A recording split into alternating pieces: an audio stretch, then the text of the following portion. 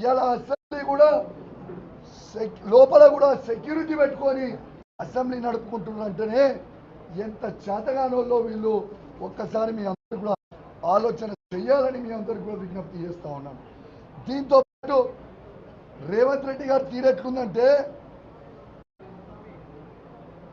అడ్డంగా vote note కేసులో 50 లక్షలతో దొరికిపోయి జైలుకు పోయి చిప్పకూడు తిన్నాడు రేవంత్ రెడ్డి గారు. కాబట్టి రేవంత్ రెడ్డి గారు చిప్పకూడు తిన్నాడు కాబట్టి అందరికీ కూడా చిప్పకూడు తినిపించాలని అనుకుంటున్నాడు.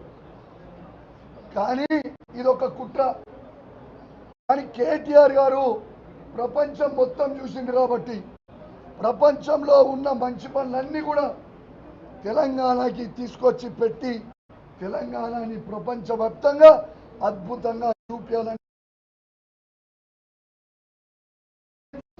చిప్పకూడు తిన్న రేవంత్ రెడ్డి గారికి ప్రపంచం మొత్తం చూసిన కేటీఆర్ గారికి ఇదే డిఫరెన్స్ అని చెప్పి సందర్భంగా తెలియజేస్తా ఉన్నాను.